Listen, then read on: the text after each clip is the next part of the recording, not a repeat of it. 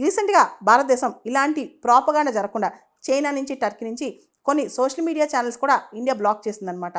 దీన్నే భారతదేశం కార్టోగ్రఫిక్ అగ్రెషన్ అని కూడా అంటుందన్నమాట. అసలు కార్టోగ్రఫిక్ అగ్రెషన్ అంటే ఏంటి? వాళ్ళకి సంబంధించిన ప్రాంతాలు, వాళ్ళకి సంబంధించిన అంశాలు, వాళ్ళకి సంబంధించిన ఏరియాస్కి వాళ్ళు పేర్లు పెట్టడానికి ట్రై చేయటం అనమాట.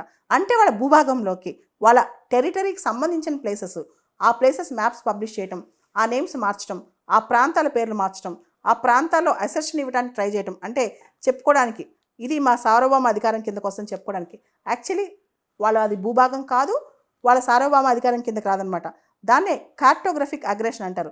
ఇలా ఒక ఇన్ఫర్మేషన్ వార్ఫేర్, ఒక తప్పుడు సమాచారం ఇస్తూ ఒక వార్ఫేర్నే రన్ చేస్తుంది చైనా. మన spokesperson, Ministry of Foreign Affairs యొక్క స్పోక్స్ పర్సన్ రణ్ధీర్ జైస్వాల్ ఒక మాట అన్నారు.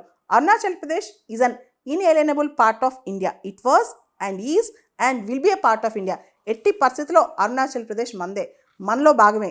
చైనా ఎన్నిసార్లు క్లెయిమ్ చేసినా, ఎన్నిసార్లు అన్నా, ఎన్ని అటెంప్ట్స్ చేసినా అరుణాచల్ ప్రదేశ్ మనదే అని చెప్పి రణ్ధీర్ జైస్వాల్ స్పష్టం చేశారనమాట.